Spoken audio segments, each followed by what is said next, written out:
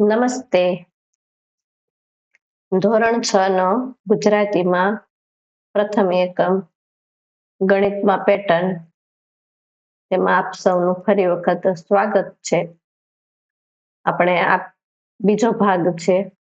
ભાગ 1 ની અંદર ગણિત શું છે અને ગણિત રોજિંદા જીવનમાં કેવી રીતે ઉપયોગી છે તે, પછી પેટર્ન શું છે તે, સંખ્યા પેટર્ન શું છે તેની આપણે આ કોષ્ટક જોઈ હતી અને કોષ્ટકની સમજૂતી લીધી હતી. ત્યાર પછી તેની આ ચિત્રાત્મક રજૂઆત જોઈ હતી અને તેના વિશે ચર્ચા કરી હતી. અંતમાં આપણે આ સપ્તકોણીય પેટર્ન જોઈ, તેના ચિત્ર જોયા અને છેલ્લી 2 ની ઘાતના ચિત્ર જોયા હતા. આજે આપણે એમાં આગળ વધીએ. આગળ આપણે 1.4 પ્રવૃત્તિ કરવાની છે. 1.4 પ્રવૃત્તિની અંદર સંખ્યા શ્રેણીઓ વચ્ચેના સંબંધ. આમાં આપણે જુદી જુદી સંખ્યા શ્રેણીઓ છે તેના સંબંધો એકબીજા સાથે તપાસવાના છે.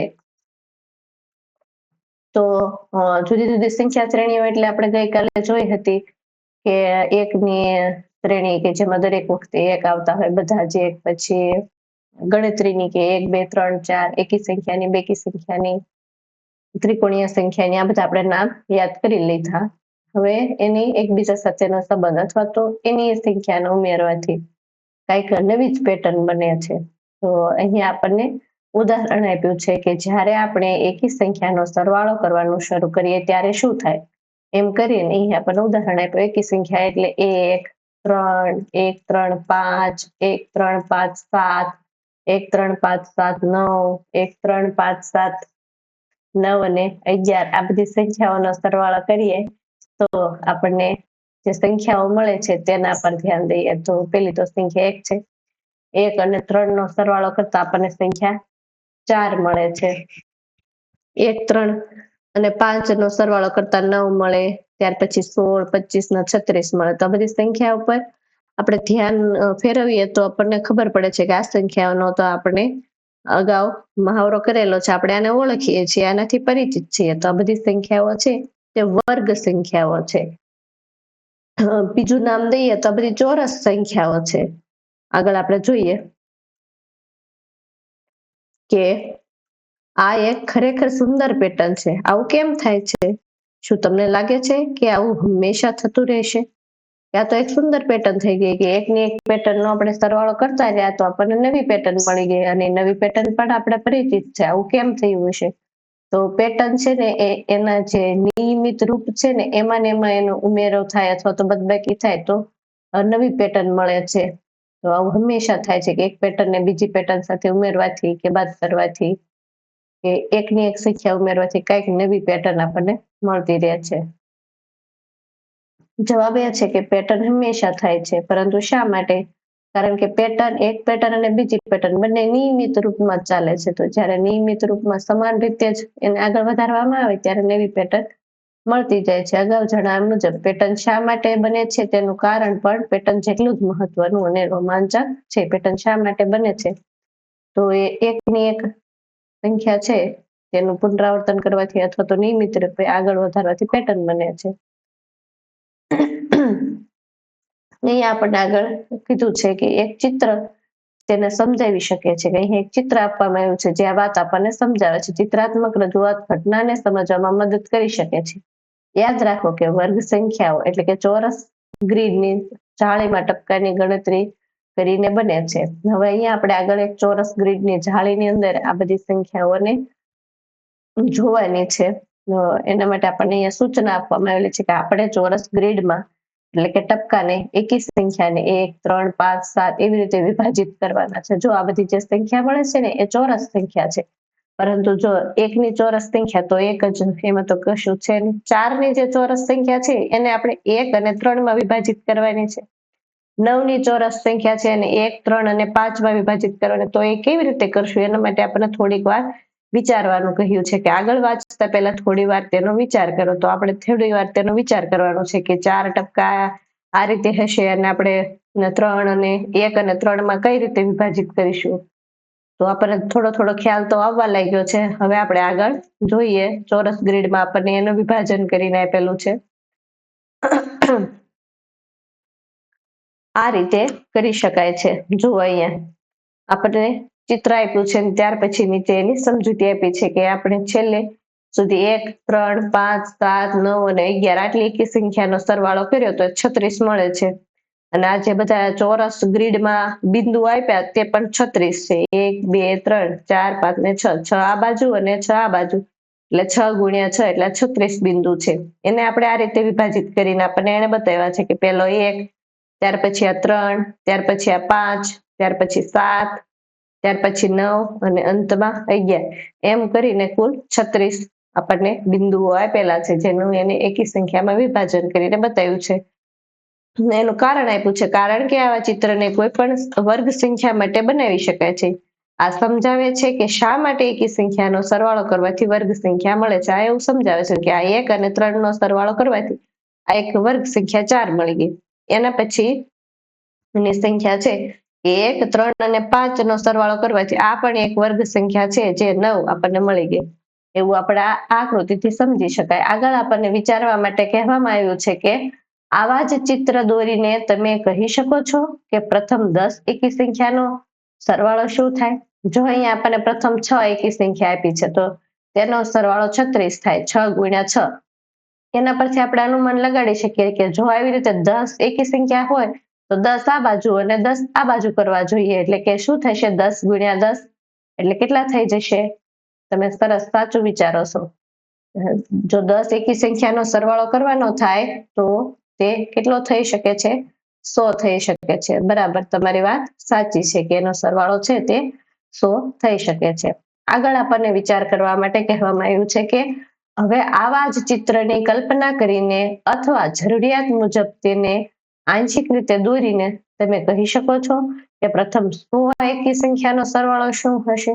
હવે આપણને એક ચિત્ર દોરવાનું કહેવામાં આવ્યું છે અથવા તો કલ્પના કરવાનું કહેવામાં આવ્યું છે તો આપણે અહીંયા કલ્પના કરીશું કે પ્રથમ 100 એકી સંખ્યા. તો અહીંયા આપણે પહેલેથી જ ચાલુ કરીશું કે જો 6 એકી સંખ્યા છે તો 6 નો 6 સાથે ગુણાકાર કરવાથી 36 મળે કારણ કે તે વર્ગ સંખ્યા મળી છે.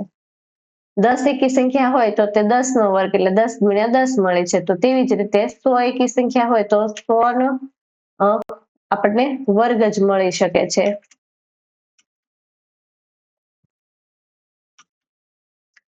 100 ગુણ્યા 100 બરાબર કેટલા થઈ જશે. બરાબર, સાચી વાત. કેટલા થઈ જશે 10,000. બહુ સરસ.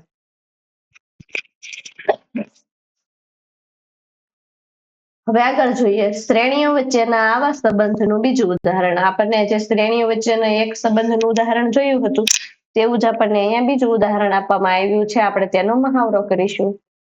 ઉપરના અને નીચેના ક્રમમાં ઉમેરવા.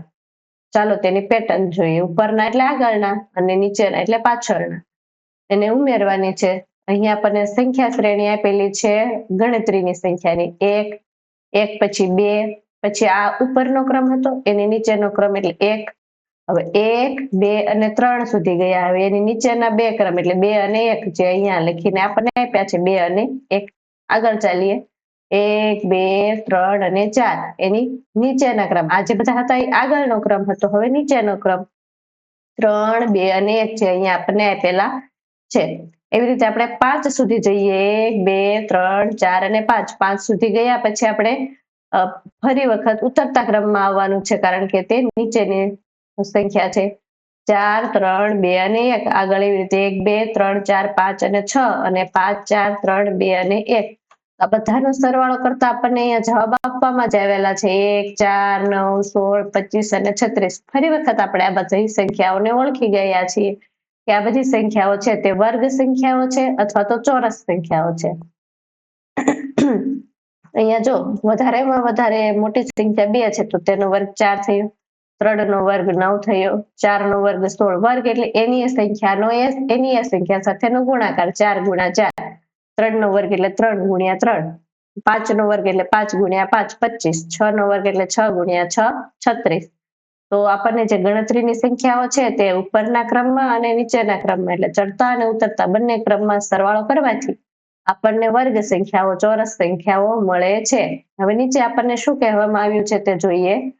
આ પેટર્ન જોતા એવું લાગે છે કે ગણતરીની સંખ્યાઓને ઉપર અને પછી નીચેના ક્રમમાં ઉમેરતા એટલે કે ચડતા અને ઉતરતા ક્રમમાં ઉમેરતા આ વર્ગ સંખ્યા મેળવવાનો બીજો રસ્તો છે. પહેલો રસ્તો આપણે વર્ગ સંખ્યા મેળવવાનો થોડી વાર પહેલા જોયો, જે કે સંખ્યાનો સરવાળો હતો. હવે અહીંયા આપણે જોયું તો તે ક્રમિક સંખ્યા છે, પણ તે ચડતા અને ઉતરતા બંને ક્રમમાં આપણને ગોઠવવામાં આવેલી છે. આગળ આપણે એની ચિત્રાત્મક રજૂઆત જોઈએ.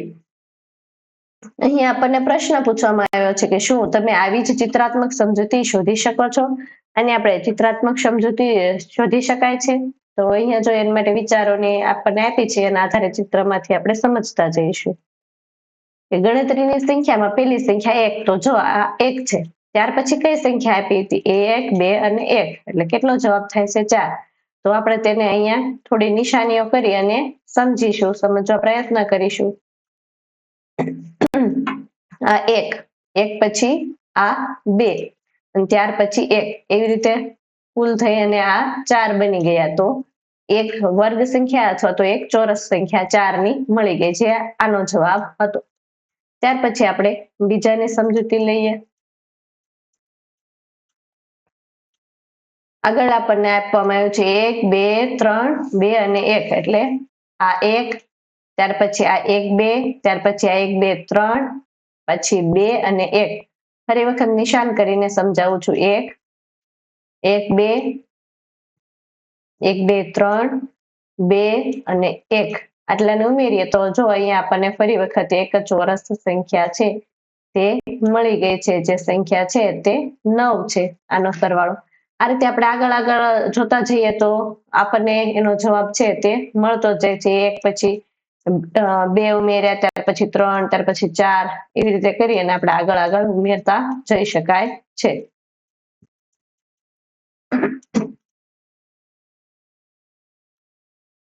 હવે આના માટે આપણે ચિત્રાત્મક સમજૂતી છે તે શોધવાની હતી, જે આપણે શોધી હતી. અને પછી જો આપણે આગળ 4 સુધી શોધવું હોય તો 1, 2, 3 અને આ 4, 4 પછી 3, 2 અને 1, એમ કરતા આપણને આ 4 નો ચોરસ મળે છે. 5 નો ચોરસ જોઈતો હોય તો 1, 2, 3, 4 અને આ 5, 5 પછી 4, 3, 2 અને 1, એમ કરી અને આ આપણને 5 નો ચોરસ મળી ગયો. હવે 6 ના ચોરસ માટે જોઈએ તો 1, 2, 3, 4, આપણે એના માટે નિશાનીઓ જ કરતા જઈશું. આ 1 પછી 2, 3, 4, 5, 4 પછી 5 અને આ છે 6. 6 સુધી ચડતા ક્રમમાં. હવે એનાથી ઉતરતા ક્રમમાં 5, 4, 3, 2 અને 1. તો ઉતરતા ક્રમમાં આપણે ગોઠવણી કરી તો આપણને આ ચોરસ છે તે મળી ગયો છે, જે 36% છે, જે આપણે ચિત્રાત્મક સમજૂતી તેની મેળવી લીધેલી છે. હવે આપણે એના પછીનો બીજો પ્રશ્ન છે તેની ચર્ચા કરીશું.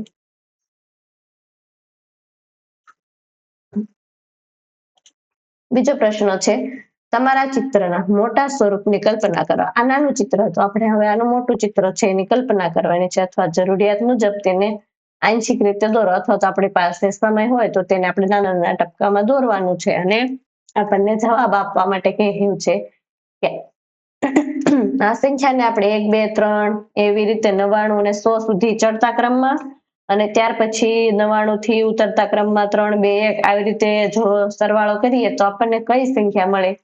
તો 1 પછી 2, 3, 4, 5 એવી રીતે 99 અને 100 સુધી ચડતા ક્રમમાં ટપકા દોરતું જવાનું. પછી 99, 98, 97 એમ ઉતરતા ક્રમમાં દોરતું જવાનું. તો કેટલા ટપકા થાય? તો હમણાંની જેમ જ આપણે એનો બહુ સરળ રીતે ઉકેલ છે તે મેળવીશું. કે જો અહીંયા 6 સુધી આપણે ચડતા ક્રમમાં ગયા હતા તો આપણને 36 મળ્યા. તો એ 100 સુધી જઈએ તો આપણને કેટલા મળી શકે છે? 100 ગુણ્યા 6 હતા તો 6 ગુણ્યા 6 36 મળ્યા. 100 હોય તો 100 ગુણ્યા 100 આપણને કેટલા મળી શકે છે? બરાબર છે, 100 ગુણ્યા 100 આપણને 10,000 મળી શકે છે. ખૂબ સરસ. તો અહીંયા આપણે એનો જવાબ છે તે કલ્પના કરી અને આપણને મળી ગયો છે. હવે આગળ, જ્યારે તમે બધા એકની શ્રેણીમાં ઉપરના ક્રમમાં ઉમેરવાનું શરૂ કરો છો ત્યારે તમને કઈ સંખ્યા મળે છે? અને જ્યારે તમે બધા એકની શ્રેણીને ઉપરના અને પછીના ક્રમમાં ઉમેરવાનું શરૂ કરો ત્યારે તમને કઈ સંખ્યા મળે? અહીંયા આપણને બે પ્રશ્ન આપ્યા છે, જેમાં આપણે પહેલા પ્રશ્નનો ઉકેલ મેળવવા માટે થોડો મહાવરો કરશું કે બધા એકની શ્રેણી એટલે કે આપણી પાસે જે છે બધા જ એક, એનો આપણે સરવાળો કરવાનો. તો પેલા એક માટે તો એક જ રહેશે, તો પેલા એક માટે એક, ત્યાર પછી 1 + 1 બરાબર 2, બે એક લીધા, બધા જ એક આવશે આમાં. અહીંયા આપણે પેલા એક વખત એક લીધો, ત્યાર પછી બે વખત એક લીધા. હવે કેટલી વખત એક લેવાના? હવે આપણે બરાબર છે 3 વખત એક લેવાના છે, તો આપણને કેટલા મળી જશે? 3 મળી જશે. ત્યાર પછી હવે આપણે કેટલી વખત એક લેવાના છે? 4 વખત, તો આપણને કેટલો જવાબ મળી જશે? 4 મળી જશે. હવે એક ઉદાહરણ જોઈશું આપણે. હવે કેટલી વખત એક લેવા પડશે? બરાબર છે 5 વખત એક, તો 5 મળ્યા. તો બધા જે એક છે એને આપણે આગળની સંખ્યા એટલે ઉપરની સંખ્યા ઉમેરતા જઈએ તો આપણને એવી સંખ્યા મળે છે, ક્રમિક સંખ્યા, ગણતરીની સંખ્યા મળે છે. પરંતુ આપણને હવે બીજો પ્રશ્ન આપ્યો છે કે બધા જ એક પણ પછી ઉતરતા ક્રમમાં, જેવી રીતે આપણે અહીંયા ઉતરતા ક્રમમાં જોયું હતું ને 1 2 1, એવી રીતે આમાં ઉતરતો ક્રમ. પણ આનો ઉતરતો ક્રમ કેવો હશે? એનો ઉતરતો ક્રમ એની જ સંખ્યા હશે. જો તમને સમજાવું કે પ્રથમ આપણે એક લેવાનો, ત્યાર પછી એક લીધો હોય તો પેલાનો અંક એક પણ એની સાથે લેવાનો. હવે આપણે એક અને એક લીધો છે તો એના પછીનો અંક પણ આપણે એક છે એ લેવાનો છે. આવી રીતે આપણે એને લખતું જવાનું છે. એના પહેલાના બે અંક પણ લેવાના છે. જેવી રીતે ચડતો ક્રમ જઈએ એવી જ રીતે ઉતરતો ક્રમ. પણ ઉતરતી વખતે સંખ્યા તો આપણે બધા એક જ છે તો એની જ આવશે. તો આપણે અહીંયા એનું ઉદાહરણ જોઈએ કે પેલી સંખ્યા તો 1 આવશે, ત્યાર પછી 1 + 1 ઉપરનો ક્રમ લીધો, પરંતુ તેની સાથે આપણે એના પહેલાનો પછીનો ક્રમ પણ લેવાનો છે. એટલે આપણે એને જે પેલા આ 1 છે આ એને પણ આપણે ઉમેરવાનો છે, એટલે એને પણ આપણે ઉમેરી દીધો. તો આપણને કેટલા મળશે? 3 મળશે. શરૂઆતમાં આપણને મળ્યા હતા 1, ત્યાર પછી 3 મળ્યા, ત્યાર પછી 1 + 1 + 1, તેની સાથે આપણે બીજા બે એક પણ ઉમેરવા પડશે, કારણ કે તે આગળના હતા એને આપણે નીચેના ક્રમમાં પણ ઉમેરવાના છે, એટલે આપણે આગળના બે એકને પણ ઉમેરવા પડશે. તો આપણને કેટલી સંખ્યા મળી? 5. હવે આપણે અહીંયા આપણે 2 સુધી ઉમેર્યા હતા, 3 થયા હતા. હવે આપણે 3 એક ઉમેર્યા, હવે 4 એક ઉમેરવાના છે. 1 + 1 + 1 + 1, 4 એક ઉમેર્યા, પણ તેની સાથે આગળના જે આ 3 એક છે, આ 3 એક એને પણ આપણે ઉમેરવાના છે. તો +1 + 1 + 1 બરાબર કેટલા થશે? તો 1 2 3 4 5 6 અને 7 થશે. તો આ બધી સંખ્યાઓ છે એને જુઓ તો તે બધી કેવી સંખ્યા છે? બરાબર એકી સંખ્યા છે. જો તેને માત્ર આગળ ઉમેરવામાં આવે તો તે ગણતરીની સંખ્યા છે, અને જો એના પહેલાની એક સંખ્યા છે એ ઉમેરવામાં આવે તો તે કઈ શ્રેણી મળે છે? આપણને એકી સંખ્યાની શ્રેણી મળે છે, જેને આપણે ઓડ પણ કહેવામાં આવે છે. તો અહીંયા આપણને એકી સંખ્યા મળી છે.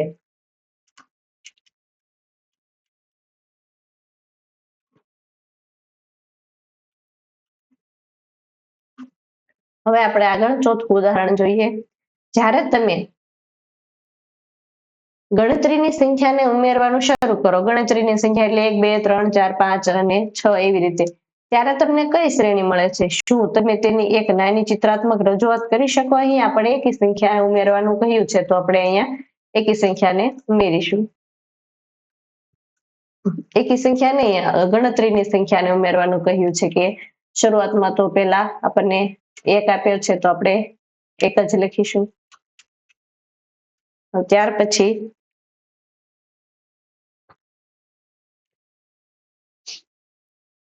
1 + 2 બરાબર કેટલા થશે? 3. એના પછી 1 વત્તા 2 વત્તા 3 બરાબર કેટલા થશે 6 આગળ 1 વત્તા 2 વત્તા 3 વત્તા 4 બરાબર થશે 10 તો આ બધી સંખ્યાને જોવાથી આપણને અંદાજ આવી જાય છે કે આ બધી સંખ્યાઓ આપણને કઈ સંખ્યાઓ મળી રહી છે તો આપણે એનો જવાબ આપીશું સરસ બરાબર તમે બધા ઓળખી જ ગયા છો કે 1 3 6 10 આને આપણે પહેલા શરૂઆતના કોષ્ટકમાં જોઈ હતી આ બધી કઈ સંખ્યાઓ છે બરાબર ત્રિકોણીય સંખ્યાઓ છે તો આપણે એનો જવાબ લખીશું કે હા અમને આ ત્રિકોણીય સંખ્યાઓ મળે છે જો આપણે એની ચિત્રાત્મક રજૂઆત કરવી હોય તો જો અહીંયા હું તમને ટૂંકમાં સમજાવી દઈશ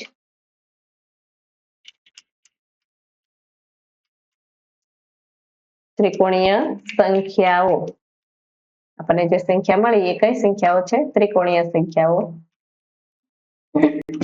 આપણે એની ટૂંકી ચિત્રાત્મક સમજૂતી મેળવી લઈએ કે શરૂઆતમાં અહીંયા આપણને 1 આપવામાં આવ્યા હતા 1 પછી તેમાં 2 ઉમેર્યા તો ત્રિકોણ બની ગયો 1 એમાં 2 ઉમેર્યા ત્યાર પછી એની અંદર 3 ઉમેર્યા તો જો અહીંયા ત્રિકોણ બની ગયો આ 1 ની અંદર 2 ઉમેરવાથી આવો ત્રિકોણ બન્યો ત્યાર પછી એની અંદર ફરી વખત 3 ઉમેરવાથી ત્રિકોણ બન્યો તો અહીંયા આપણે સમજી શકાય છે કે આ એની ચિત્રાત્મક રજૂઆત છે પાંચમો પ્રશ્ન જોઈએ જ્યારે તમે બે ક્રમિક ત્રિકોણીય સંખ્યાની જોડને ઉમેરો છો ત્યારે શું થાય છે હવે અહીંયા આપણને બે ક્રમિક ત્રિકોણીય સંખ્યાની જોડ ઉમેરવાનું કહ્યું છે આપણને ઉદાહરણ આપ્યું છે 1 વત્તા 3 3 વત્તા 6 6 વત્તા 10 10 વત્તા 15 ત્રિકોણીય સંખ્યાઓ તો આપણને ખબર જ છે 1 3 6 10 અને 15 છે આપણને અહીંયા આપી છે આપણે એને ઉમેરવાની છે અને ઉમેરતા શું થાય છે તે આપણે જોવાનું છે જે આપણે અહીંયા જોઈએ કે પેલી સંખ્યા આપણને કઈ કીધી છે કે 1 વત્તા 3 બરાબર કેટલા થશે 4 બરાબર ત્યાર પછી 3 વત્તા 6 બરાબર કેટલા થશે 9 ખૂબ સરસ અને 6 વત્તા 10 બરાબર કેટલા થાય હા સાચી વાત 16 અને આગળ 10 વત્તા 15 બરાબર કેટલા થશે 25 બરાબર તો હવે જે બધી સંખ્યાઓ મળે છે તેના પર આપણે ધ્યાન ફેરવીએ કે 4 9 16 અને 25 4 9 16 અને 25 એ કેવી સંખ્યા છે વર્ગ સંખ્યા છે અથવા તો ચોરસ સંખ્યા છે સમજાઈ ગયું આપણને એ બધી ચોરસ સંખ્યા આપણને મળી ગઈ છે તો એ બધી ચોરસ સંખ્યા છે એની આપણને કઈ શ્રેણી મળી છે વર્ગ શ્રેણી મળે છે અથવા તો ચોરસ સંખ્યાની શ્રેણી મળે છે શા માટે તો તેમાં આપણને સમજાવી શકાય છે કે એક ત્રિકોણીય સંખ્યા અને એક એની આગળની સંખ્યા બંને મળવાથી ચોરસ બને છે ચિત્ર દ્વારા આપણે તેની સમજૂતી ટૂંકમાં મેળવી લઈએ કે અહીંયા જો આપણને એક ની અંદર આ 3 ઉમેર્યા તો ચોરસ ત્યાર પછીની સંખ્યા છે કે 3 વત્તા 6 તો આ 3 છે આ 3 ની અંદર 6 ઉમેર્યા તો આ જે 6 ઉમેર્યા તો એ પણ આપણને એક ચોરસ મળી જાય છે આ 6 ઉમેરવાથી એક ચોરસ મળી જાય તો આ ચોરસ સંખ્યા આપણને આ રીતે મળી શકે છે જેને આપણે ચિત્ર દ્વારા સમજૂતી મેળવી છે છઠ્ઠો આપણે જે પ્રશ્ન છે તેના તરફ ધ્યાન લઈ જઈએ તો છઠ્ઠો પ્રશ્ન આપણને એવું સમજાવે છે કે જ્યારે તમે 1 થી શરૂ કરીને 2 ની ઘાત વાળી સંખ્યા ઉમેરવાનું શરૂ કરો છો એટલે કે 2 ની ઘાત આપણે યાદ કરીએ તો શરૂઆતના કોષ્ટકમાં આપણને આપવામાં આવી હતી 2 ની શૂન્ય ઘાત 1 2 ની 1 ઘાત 2 2 ની 2 ઘાત 4 જો અહીંયા હું તમને દર્શાવું છું 2 ની 3 ઘાત એટલે 8 હવે આનો આપણે સરવાળો કરવાનું કહેવામાં આવ્યું છે કે પ્રથમ પેલી સંખ્યા 1 ત્યાર પછી એની અંદર 2 ની 1 ઘાત ઉમેરો તો પછી 2 ની 1 ઘાત અને 2 ઘાત બંને ઉમેરો ત્યાર પછી 2 ની 1 ઘાત 2 ઘાત અને 3 ઘાત ઉમેરો તો હવે આપણને કઈ સંખ્યા મળે એના માટે પણ આપણે અહીંયા થોડી પ્રેક્ટિસ કરીને સમજીશું કે પહેલા તો 2 ની શૂન્ય ઘાત એટલે 1 તો આપણને 1 જ મળશે ત્યાર પછી 2 ની 1 ઘાત કઈ છે 2 1 ની અંદર 2 ઉમેરવાના તો આપણને મળ્યા 3 ત્યાર પછી 2 ની શૂન્ય ઘાત એટલે 1 2 ની 1 ઘાત એટલે 2 2 ની 2 ઘાત એટલે 4 આનો સરવાળો કરીએ તો આપણને કેટલા મળે છે 7 મળે છે ત્યાર પછી 2 ની 1 શૂન્ય ઘાત એટલે 1 2 ની 1 ઘાત એટલે 2 2 ની 2 ઘાત એટલે 4 અને 2 ની 3 ઘાત એટલે 8 આ બધાનો સરવાળો કરીએ તો આપણને કઈ સંખ્યા મળે છે 15 મળે છે પરંતુ આપણને આ પ્રશ્ન જે અધૂરો છે કે સંખ્યા તો આપણને આ બધી મળી અને આની અંદર કોઈ પેટર્ન દેખાતી નથી. હવે આ દરેક સંખ્યા છે એની અંદર એક ઉમેરો. જો અહીંયા આપણને એમ કહેવામાં આવ્યું છે કે દરેક સંખ્યાની અંદર એક ઉમેરો, તો આ દરેકની અંદર આપણે એક ઉમેરી અને પરિણામ જોઈશું. તો પહેલા આપણને મળ્યા 2 મળ્યા, ત્યાર પછી એક ઉમેરતા આપણને મળ્યા 4, ત્યાર પછી એક ઉમેરતા આપણને મળ્યા 8, ત્યાર પછી એક ઉમેરતા આપણને મળ્યા 16. હવે જે સંખ્યા છે તેના પર આપણે ધ્યાન ફેરવીએ તો 2, 4, 8 અને 16 આ બધી સંખ્યા મળી. તો આ બધી સંખ્યા આપણે કહી શકાય છે કે આ તો બધી 2 ની ઘાત છે, આ 2 ની 1 ઘાત, 2 ની 2 ઘાત, 2 ની 3 ઘાત, 2 ની 4 ઘાત. તો અહીંયા જોઈને આગળની ઘાત મળતી જાય છે. પહેલા શરૂઆતમાં 2 ની શૂન્ય ઘાત હતી, એની અંદરથી આપણને 2 ની 1 ઘાત મળી, 2 ની 1 ઘાત સાથે સરવાળો કરવાથી 2 ની 2 ઘાત મળી, 2 ની 2 ઘાત 4 હતી તેનો સરવાળો કરવાથી 8 મળી. તો આ બધી 2 ની 2 ઘાત જ આપણને મળી છે. આવું કેમ થાય છે? કારણ કે આપણે એને નિયમિત રીતે ઉમેરી છે. પહેલા બધી 2 ની ઘાતનો સરવાળો કર્યો અને ત્યાર પછી દરેકની અંદર એક ઉમેર્યો. નિયમિત રીતે આપણે એને ઉમેરવાથી આપણને આવી રીતે સંખ્યા મળી શકે છે. હવે આપણે 7મો પ્રશ્ન જોઈએ. આપણે તેનું વાંચન કરીશું. જ્યારે તમે ત્રિકોણીય સંખ્યાને 6 વડે ગુણાકાર કરી અને 1 ઉમેરો છો ત્યારે શું થાય છે? આપણે આટલા પ્રશ્નનો જવાબ મેળવીએ. ત્રિકોણીય સંખ્યા તો આપણને યાદ જ હશે. ત્રિકોણીય સંખ્યા કઈ છે? તો પહેલી તો ત્રિકોણીય સંખ્યા 1 છે. એનો આપણે ગુણાકાર કરવાનું કહ્યું છે. ગુણાકાર 6 સાથે કરીએ તો જવાબ મળશે 6. બીજી ત્રિકોણીય સંખ્યા 3 છે, એનો ગુણાકાર 6 સાથે કરીએ તો એનો જવાબ આપણને મળશે 3 6 18.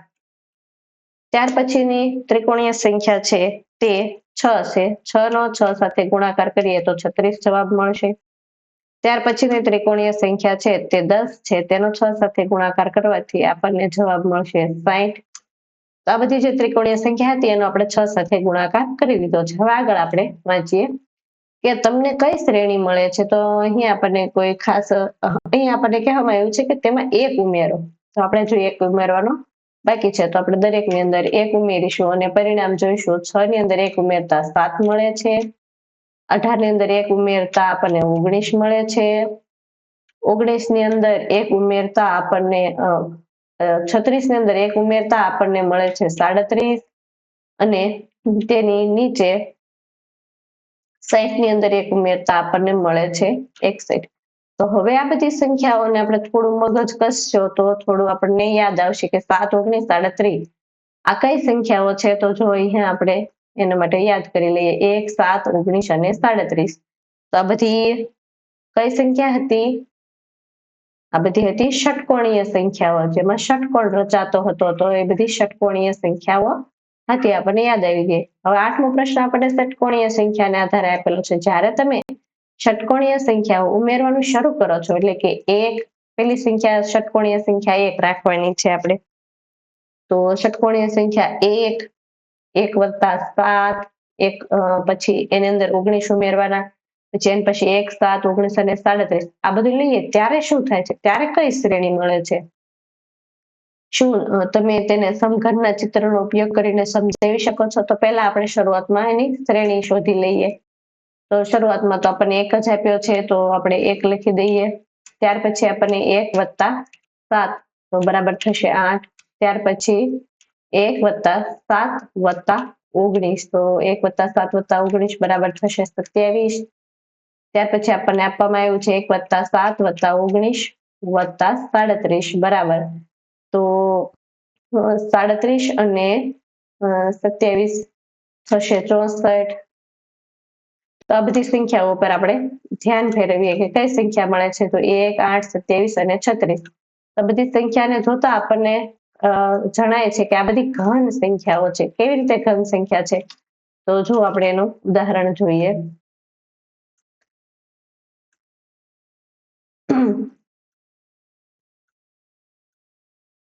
1 છે એ 1 નો ઘન છે. પછી 8 છે તે કોનો ઘન છે? તો 8 છે તે 2 નો ઘન છે. ઘન એટલે એની સંખ્યાનો 3 વાર ગુણાકાર. 2 × 2 × 2 2 × 2 × 2 એટલે કેટલા થઈ જશે? 8 થઈ જશે. તો આ છે 8 છે તે 2 નો ઘન છે. ત્યાર પછી 27 છે તે 3 નો ઘન છે અને 64 છે તે 4 નો ઘન છે. તો અહીંયા આપણને ઘનની પેટર્ન છે તે મળી ગઈ છે અને આપણને એ પણ સમજાઈ ગઈ છે.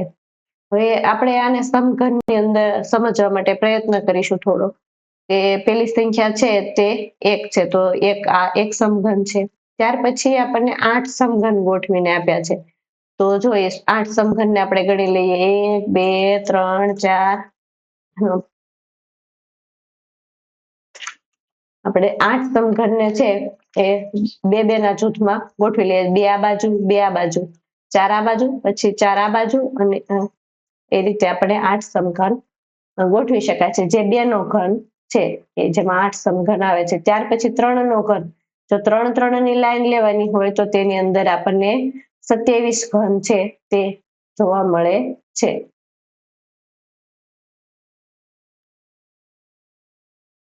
હવે એનું બાજુમાં ચિત્ર આપ્યું છે, એમાં પણ આપણે તેને સમજી શકાય છે કે શરૂઆતમાં 1, ત્યાર પછી છે તે 8 ઘનનું બને છે, 8 ટપકા જોડી અને બને છે, એટલે તે 2 નો ઘન છે. ત્યાર પછી 3 નો ઘન 27 થાય છે, અને તે પણ જુઓ ષટકોણીય આકૃતિ જ છે. તો ષટકોણીય આકૃતિ અને ઘન એ બંનેને એકબીજા સાથે મેળ બેસતો જાય છે એકબીજામાં ઉમેરવાથી.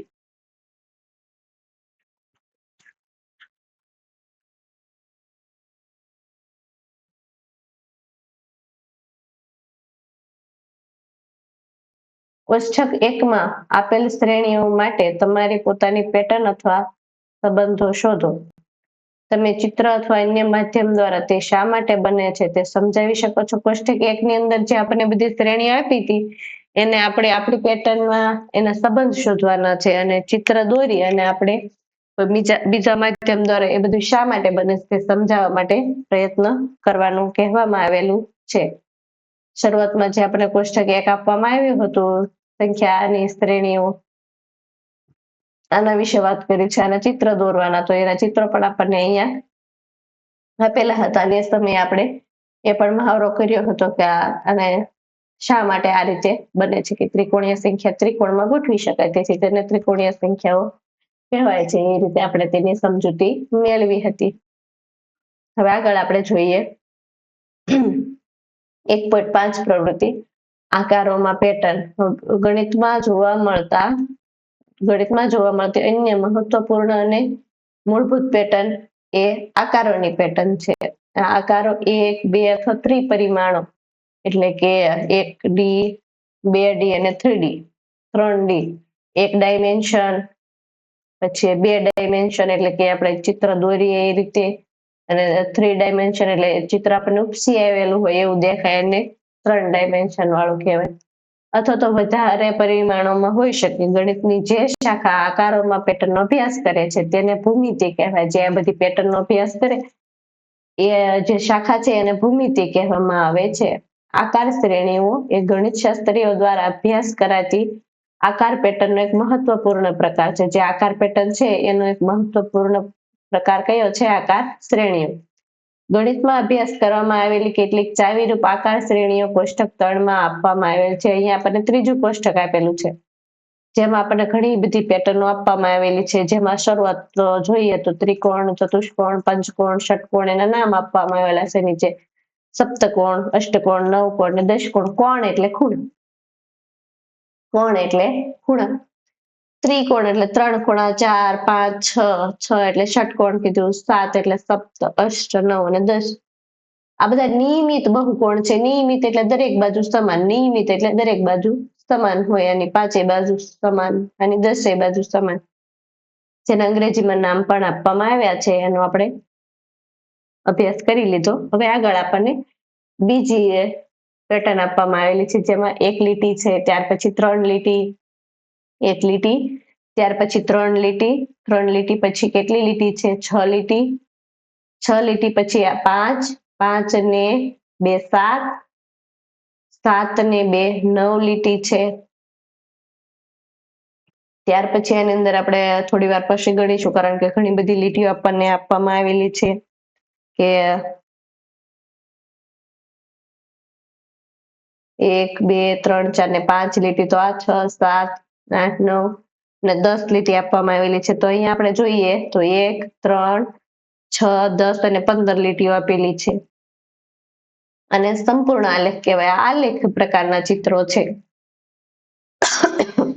જેને આપણે 2 ડાયમેન્શન વાળું એટલે 2D ચિત્ર પણ કહી શકાય છે, જેનું આપણને ચિત્ર આપેલું છે.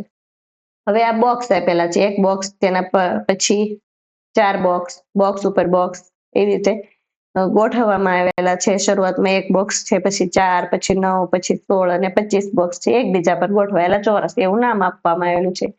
એની નીચે આપણે જોઈએ તો બીજી 2 આપણને આકૃતિઓ આપવામાં આવેલી છે ત્રિકોણની. એક ત્રિકોણ પછી 4, પછી 9 ત્રિકોણ છે, એના પછી 16 અને 25 ત્રિકોણ, એકબીજા પર ગોઠવાયેલા ત્રિકોણ છે. અને હવે આવે છે કંઈક નવી આકૃતિ, જેને આપણે કદાચ જ ક્યાંક જોઈએ છે કે એક ત્રિકોણ છે. એક ત્રિકોણના અહીંયાથી જો ભાગ કર્યા છે, 1, 2 અને 3, આવી રીતે એનો ભાગ કર્યો છે, બમ્ફ બનાવ્યા છે વચ્ચે. તો એ બનાવ્યું તો આ બન્યું. હવે એની અંદર પાછો ત્રિકોણ બન્યું, એમાં ફરી વખત 2 ભાગ પાડ્યા. જુઓ, અહીંયા બનાવ્યું, ભાગ પાડ્યો, એવું દરેક ખૂણે કર્યું. આગળ જતા તો આપણને પેલા એમ જ હતું કે કરચલી પાડેલી છે, પરંતુ જયારે નીરખીને અભ્યાસ કરીએ તો ખબર પડે છે કે જે આ એક ખૂણો નીકળ્યો હતો એની અંદર પણ 2 ખૂણાના ભાગ પાડ્યા છે. જુઓ અહીંયા. અને એનાથી આગળ ચિત્રમાં એનાથી પણ આગળ વિશેષ એને પણ કરચલી પાડવામાં આવેલી છે.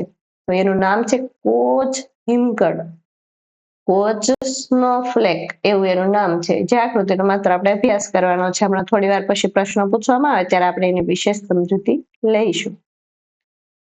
હવે વિચારો અને શોધો, જે અહીંયા આપણે ગાણિતિક ચર્ચા કરવાનું છે એના માટેને જો અહીંયા આપણને સિમ્બોલ આપવામાં આવેલું છે. આપણે ગાણિતિક ચર્ચા છે તે કરવાની છે. શું તમે કોષ્ટક 3 ની દરેક શ્રેણીને પેટર્નને ઓળખી શકો છો? તો હા, અમે એમાં દરેકમાં પેટર્ન જોઈએ. એમાં જો 3, 4, 5 એમ ક્રમમાં ખૂણા વધતા જાય છે. આમાં 1, 3, 6, 10 અને 15 એમ લીટીઓ વધતી જાય છે. અહીં ચોરસ વધતા જાય છે, એવી રીતે ત્રિકોણ વધે છે. અહીંયા એના ત્રિકોણની અંદર બમ્ફ વધતા જાય છે. તમારી નોટબુકમાં કોષ્ટક 3 ની દરેક શ્રેણીને ફરીથી દોરવાનો પ્રયાસ કરો. આપણે જે છે એ ચિત્રને દોરવાના છે. ને શું તમે દરેક શ્રેણીમાં પછીનો આકાર દોરી શકો છો? એની પછી જો આપણે 1 આકાર, 2 અથવા તો 3 આકાર દોરવા હોય તો દોરી શકો? તો હા, આપણે એને દોરી શકાય. તો શા માટે? કારણ કે એ નિયમિત રીતે આગળ વધે છે. આપણો નિયમ એનો સમજી લઈએ તો આપણે એને આગળ દોરી શકાય છે. અને શા માટે નહીં? તો અહીંયા આપણને સહેજ અગવડ પડે, કારણ કે એમાં બહુ ઝીણું દોરવાનું થાય તો આપણે અહીંયા એક દોરવામાં તકલીફ પડે છે કે આપણે એનો એટલો બધો સૂક્ષ્મ ભાગ દોરી શકતા નથી. દરેક શ્રેણી પછી તમારા પોતાના શબ્દમાં વર્ણવો કે શ્રેણીમાં આકારો બનાવવા માટેનો કયો નિયમ અથવા તો કઈ પેટર્ન છે. તો આપણે એના આકારને જોઈએ કે દરેક આકાર પછીનો આકાર. તો જો નિયમિત બહુકોણ હતા, એમાં ત્રિકોણ, ચોરસ, પંચકોણ, ષટકોણ એમ કરતા કરતા આપણને 10 સુધી આપેલો હતો. આપણે 11મો દોરવાનો છે. આમાં 10 બાજુ હતી, આમાં સમાન 11 બાજુ દોરવાની છે, જેને આપણે લીટી કરી એને પણ દોરી શકાય છે. અહીંયા આપણને લીટીઓ આપવામાં આવેલી હતી, જેમાં અહીંયા આપણને 5 સુધી લીટીઓ આપેલી હતી, 6 સુધી. આપણે આ 7મી છે, આ આકૃતિ જો દોરવી હોય તો દોરાય, પરંતુ આમાં બહુ જ સૂક્ષ્મ થઈ જાય તો આપણને થોડી તકલીફ પડે છે. આપણને અહીંયા પણ આકૃતિ આપવામાં આવેલી હતી 36 સુધી. ત્યાર પછી આ 49 વાળી 7મી આકૃતિ આપણે દોરી શકાય. 7 બોક્સ આડા અને 7 બોક્સ ઊભા આવી રીતે ગોઠવી શકાય. ત્રિકોણમાં પણ આપણને અહીં સુધીની આકૃતિ આપેલી હતી, આપણે આ આકૃતિ દોરી શકાય 36 ત્રિકોણ વાળી. દર વખતે નીચે ત્રિકોણ ઉમેરતું જવાનું. જો પેલા ઉપર એક ત્રિકોણ હતો, તેની નીચે 3 ઉમેર્યા. એક ત્રિકોણ હતો, તેની નીચે 3 ત્રિકોણ હતા, તો તેની નીચે કેટલા ત્રિકોણ ઉમેર્યા છે? 5 ત્રિકોણ. 1, 3 અને 5 ઉમેર્યા છે. અને આમાં પણ તેની નીચે ત્રિકોણ ઉમેરતા જ ગયા છે આગળ. અને જે આ જે હિમકણ વાળું હતું તેની અંદર પણ અલગ અલગ રીતે ઉમેરતા ગયા છે, જેને આપણે જોઈ શકાય છે. આપણે આગળ વધીએ.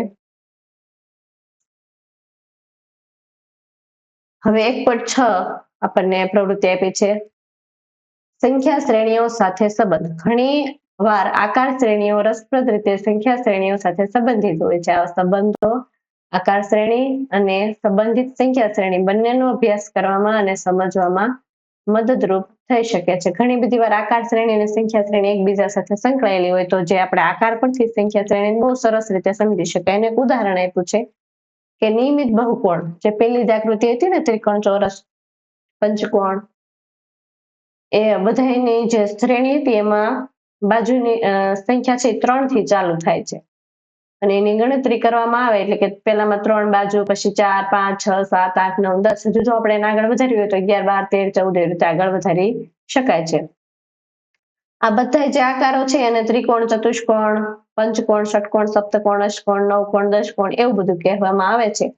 નિયમિત શબ્દ, જો અહીંયા આપણને શબ્દ આપ્યો છે નિયમિત શબ્દ, એ હકીકતનો ઉલ્લેખ કરે છે કે આ આકારોમાં સમાન લંબાઈની બાજુ છે અને ખૂણા છે, એટલે કે બાજુઓ સરખી દેખાય છે અને ખૂણા પણ સરખા દેખાય છે અને એ બધું સરખું હોય છે, બાજુ સરખી હોય અને ખૂણા સરખા હોય. આપણે પછીના પ્રકરણમાં ખૂણાઓ વિશે વધુ ઊંડાણપૂર્વક ચર્ચા કરવાની. જો આપણને આકૃતિ એટલા માટે જ આપવામાં આવી છે કે આપણે એનો થોડો અભ્યાસ કરીએ અને ખૂણા જોઈ લઈએ તો આપણે પછીના ચેપ્ટરમાં એનો અભ્યાસ કરવાનો છે. કોષ્ટક 3 માં અન્ય આકાર શ્રેણીઓ પણ સંખ્યા શ્રેણીઓ સાથે સુંદર સંબંધ ધરાવે છે. જો અહીંયા સંખ્યા શ્રેણીઓનો સંબંધ છે એ આપણે જોવાનો જ છે આગળ, પણ અહીંયા 3, પછી 4, 5, 6 એમ સંખ્યા શ્રેણી આની સાથે જ આગળ વધે છે અને જે આ બે બાજુ છે તેની વચ્ચે જે પડે છે તેને ખૂણો કહેવાય છે. એમાં ખૂણા પણ 3 છે, 3 બાજુ તો 3 ખૂણા. હવે એને પછી આગળ વિચારો અને શોધો. નિયમિત બહુકોણની શ્રેણીમાં કેટલી શરૂઆતમાં જે ચિત્રો આપવામાં આવ્યા હતા ને, ત્રિકોણ, ચતુષ્કોણ, પંચકોણ, એમાં દરેક આકારમાં બાજુઓની સંખ્યા ગણો તો દરેક આકારમાં બાજુઓની સંખ્યા 3, 4, 5 એમ ક્રમિક વધે છે. તમને તેમાં કઈ સંખ્યા મળે છે? તો તેમાં આપણને ગણતરીની સંખ્યા છે તે મળે છે. ગણતરીની સંખ્યા શ્રેણી છે તે આપણને મળે છે. ગણતરીની સંખ્યા શ્રેણી મળે છે આપણને. નિયમિત બહુકોણની શ્રેણીમાં દરેક આકારમાં ખૂણાની સંખ્યા વિશે શું કહી શકાય? તો જેટલી બાજુ છે તેટલા જ ખૂણા છે એવું આપણે કહી શકાય. તમને સમાન સંખ્યા શ્રેણી મળે છે? હા, સમાન મળે છે. શું તમે સમજાવી શકો છો કે આવું કેમ થાય? તો હા, તો બે બાજુ જ્યાં ભેગી થતી હોય ત્યાં ખૂણો બને. તો એની અંદર જેટલી બાજુ હોય એટલી જ બાજુ ભેગી થવાની, તો એટલા જ ખૂણા બનવાના, એટલે તે બંને સમાન હોય છે. બીજો પ્રશ્ન છે, સંપૂર્ણ આલેખની શ્રેણીમાં દરેક આકારમાં લીટીઓની સંખ્યા ગણો. તમને કઈ સંખ્યા શ્રેણી મળે છે? શું તમે સમજાવી શકો છો કે આવું કેમ થાય છે? તો ચાલો આપણે લીટીઓ વાળી શ્રેણી જોઈએ. સંપૂર્ણ આલેખ, એની અંદર આપણે લીટીઓની સંખ્યા ગણીએ તો અહીંયા આપણને આપેલી છે 2, 1, ત્યાર પછી 3, ત્યાર પછી 5, ત્યાર પછી આપણને આપવામાં આવેલી છે 1, 2, 3, 4, 5, 6, 7, 8, 9 અને 10.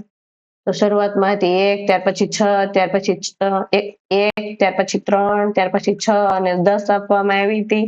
એના પછી 1, 2, 3, 4, 5 અને 6 અહીંયા, 7, 8 અને 9, 10, 11 અને 12, 13, 14 અને 15. તો 15 આપવામાં આવી છે આપણે જેની અહીંયા નોંધ કરીએ કે જે આલેખ વાળી હતી એની અંદર શરૂઆતમાં કેટલી હતી? તો કે 1 હતી. ત્યાર પછી તો કે ત્રિકોણ જેવો હતો એટલે 3 હતી. એના પછી જે ચોરસ હતો ને એની અંદર વિકર્ણ હતા એટલે 6 હતી. ત્યાર પછી 10 હતી. ત્યાર પછી 10 હતી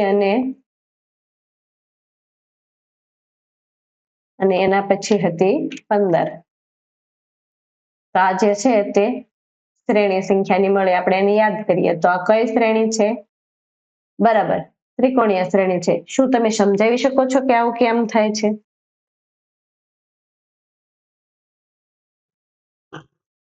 તો આમાં જે લીટીઓ છે તે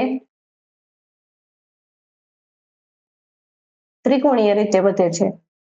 શરૂઆતમાં 1 હતી, ત્યાર પછી જે ત્રિકોણ બન્યો તો 3 થાય. હવે આની અંદર ત્રિકોણ વધતા જાય છે એટલે સંખ્યા છે તે ત્રિકોણીય રીતે વધતી જાય છે. અંદર ત્રિકોણની સંખ્યા વધતી જવાથી આપણને ત્રિકોણીય સંખ્યા મળતી જાય છે. લીટીઓ ત્રિકોણીય સંખ્યા સ્વરૂપે આપણને મળે છે.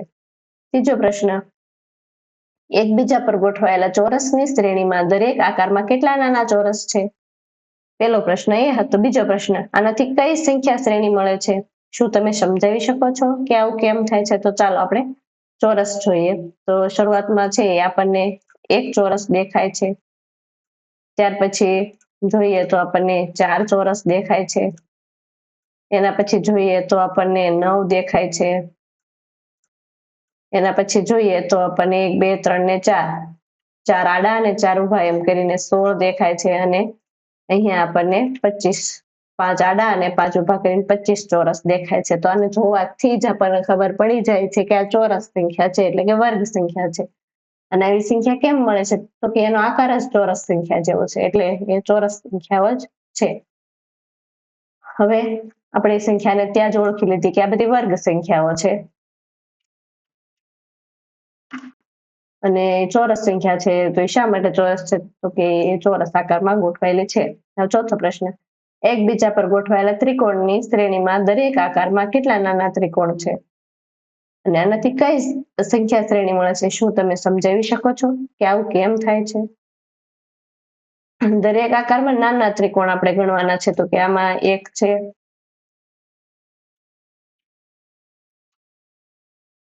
એક ત્રિકોણ છે. ત્યાર પછી 1 2 3 અને 4 4 પછી 1 2 3 4 ઉપર હતા, પછી 5 6 7 8 9 5 નીચે આવ્યા તો 9 થયા. પછી 9 હતા તેની અંદર 1 2 3 4 5 6 અને 7 આવ્યા એટલે 16 થયા.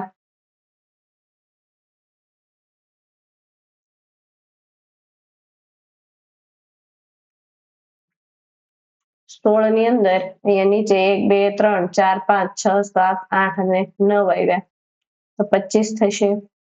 જો અહીંયા આપણે એક વાત સમજીએ કે પેલા એક ત્રિકોણ હતું તેની નીચે 3 ત્રિકોણ ઉમેર્યા, સંખ્યા યાદ રાખજો 3, ત્યાર પછી 5 ઉમેર્યા, ત્યાર પછી 7 ઉમેર્યા, ત્યાર પછી 9 ઉમેર્યા, તો એકી સંખ્યાનો ઉમેરો કરવામાં આવ્યો છે એટલે આપણને વર્ગ સંખ્યા મળી છે. ત્રિકોણની અંદર એકી સંખ્યાનો ઉમેરો કરવામાં આવ્યો છે એટલે આપણને કઈ સંખ્યા મળે છે? વર્ગ સંખ્યા અથવા તો ચોરસ સંખ્યા આપણે એને બંને કહી શકાય છે. તો આપણે એવું સમજાવી શકીએ કે આપણને કેમ એવું થયું? તો કે જેટલા ત્રિકોણ હતા તેની નીચે એકી સંખ્યામાં ત્રિકોણ ઉમેરવામાં આવતા હતા અને વર્ગ સંખ્યાની અંદર એકી સંખ્યા ઉમેરતા એની પછીની વર્ગ સંખ્યા મળે છે. હવે પાંચમો પ્રશ્ન, કોચ હિમકણ એટલે છેલ્લું સ્નો ફ્લેક ની શ્રેણીમાં એક આકારમાંથી બીજા આકારમાં જવા માટે દરેક રેખાખંડમાં વચ્ચે ગતિ અવરોધક એટલે સ્પીડ બમ્પ વડે એને બદલવામાં આવે છે. જેમ જેમ વધુ ને વધુ વખત કરવામાં આવે તેમ તેમ વધુ નાના નાના રેખાખંડોમાં એનો ફેરફાર થાય, નાના અને નાના થતા જ જાય. કોચ હિમકણના દરેક આકારમાં કુલ કેટલા રેખાખંડ છે? એનો રૂપ સંખ્યા શ્રેણી કઈ છે? એનો જવાબ તો આપણને આપી દીધો છે, 3 12 48 છે. તો એ 4 ની ઘાતના 3 ગણા, એટલે 4 ની જે ઘાત હોય એના 3 ગણા થતા જાય. 4 ની પેલા શૂન્ય ઘાત એટલે 1, 1 ના 3 ગણા એટલે 3, પછી 4 ની છે 1 ઘાત એટલે 4, તો 4 ના 3 ગણા એટલે કેટલા થયા? 12. પછી 4 છે એની 2 ઘાત એટલે 4 ગુણ્યા 4 કરીએ, 4 ગુણ્યા 4 કરીએ તો આપણને કેટલા મળશે? 16 મળશે. હવે 16 મળ્યા પછી આપણે એના 3 ગણા કરવાના છે. તો 16 ના 3 ગણા કરીએ તો કેટલા થશે? 48. તો એના પછીના ત્રિકોણમાં 48 હશે એવું આપણને સમજાવે છે. જો 3 12 પછી 48. હવે 4 ની જે આ છે 2 ઘાત હતી એટલે 4 ગુણ્યા 4 હતા. હવે જો આપણે કરવું હોય તો આપણે 4 ગુણ્યા 4 3 વખત કરવું પડે. તો 4 ની 3 ઘાત થઈ તો એનો જવાબ કેટલો આવશે? ચોકે 16 16 ચોક 64 આવશે. જે જવાબ આવે એને કેટલા સાથે ગુણવાનો? એને ગુણવાનો 3 સાથે. તો 64 નો ગુણાકાર આપણે 3 સાથે કરીએ તો આપણે કેટલો મળે?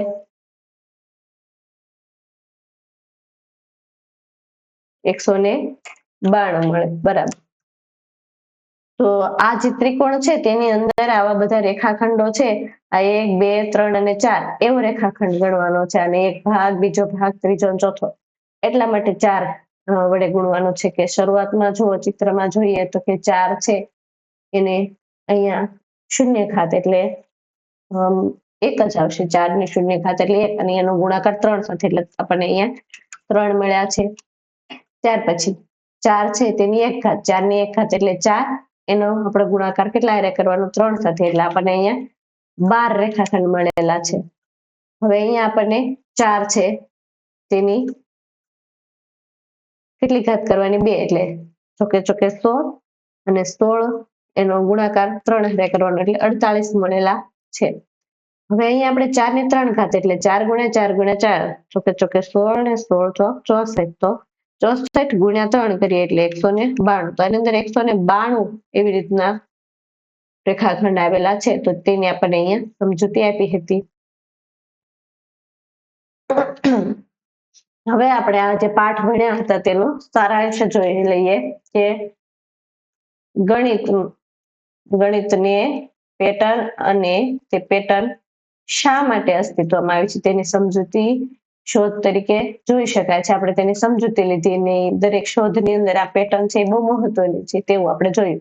બીજું પોઈન્ટ, ગણિતમાં જોવા મળતી સૌથી મૂળભૂત પેટર્નમાં સંખ્યા શ્રેણીઓ આપણે ઘણી બધી જોઈ, બધા જ એકની ગણતરીની, એકી સંખ્યાની, ત્રિકોણીય સંખ્યાની, બેકી સંખ્યાની, ચોરસ સંખ્યાની, ઘન સંખ્યાની આ બધી જોઈ અને ષટકોણીય સંખ્યાની. સંખ્યા શ્રેણીના કેટલાક મહત્વપૂર્ણ ઉદાહરણોમાં ગણતરીની સંખ્યાઓ, એકી સંખ્યાઓ, બેકી સંખ્યા, વર્ગ સંખ્યા, ત્રિકોણીય સંખ્યા, ઘન સંખ્યા, વિરામ સંખ્યા અને બેની ઘાતનો સમાવેશ થાય છે. કેટલીક વાર સંખ્યા શ્રેણીઓ એકબીજા સાથે સુંદર અને નોંધપાત્ર રીતે સંબંધિત હોઈ શકે છે. ઉદાહરણ તરીકે 1 થી શરૂ થતી એકી સંખ્યાઓની શ્રેણીનો સરવાળો કરવાથી વર્ગ સંખ્યા મળે. આપણને એક ઉદાહરણ આપ્યું છે. આવા આપણે ઘણા બધા ઉદાહરણ જોઈએ કે દરેક એકનો સરવાળો કરીએ તો ગણતરીની સંખ્યા મળે, ગણતરીની સંખ્યાને ચડતા અને ઉતરતા ક્રમમાં સરવાળો કરીએ તો વર્ગ સંખ્યા મળે.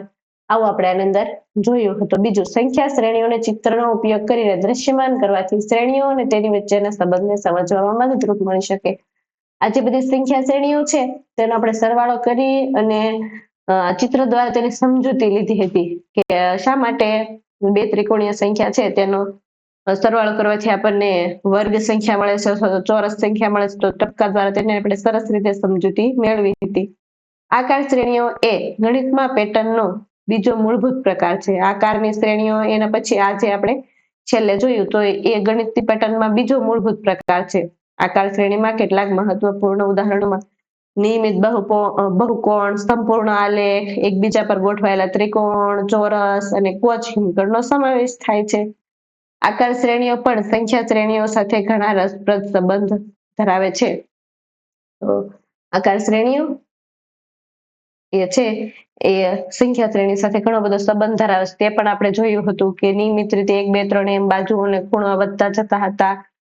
ત્યાર પછી જે આપણને આપવામાં આવેલ હતો આલેખ, એની અંદર જે લાઈનો હતી તે ત્રિકોણીય સંખ્યા સ્વરૂપે વધતી હતી, એકબીજા પર ગોઠવાયેલા ચોરસ અને ત્રિકોણ વર્ગ સંખ્યા તરીકે વધતા હતા અને કોચહિમકણ છે તે 4 ની ઘાત અને તેને 3 સાથે ગુણવાથી વધતા હતા, જેની આપણે સંપૂર્ણ સમજૂતી આ એકમની અંદર મેળવી હતી, જે ખૂબ જ રસપ્રદ એકમ હતો.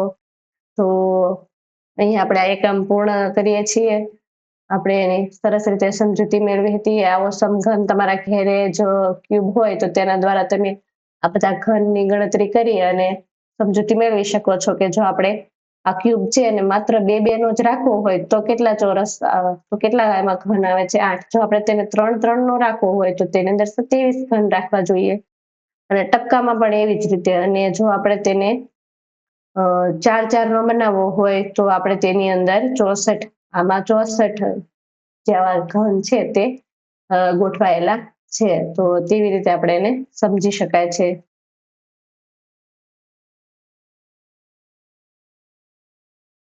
અહીંયા ઉપર 4 4 પછી આ 5 6 અને આ 7 8 આવી રીતે ઘન ગોઠવી શકાય. જો આ ઘનને તો આપણે ઉપર જ સમજી લીધેલા છે 1 2 3 અને 4. તેના પછી આ 5 અને 6 7 અને 8 આખો ઘન છે. આ એક ઘન છે, આ રહ્યો ને આ એક ઘન છે.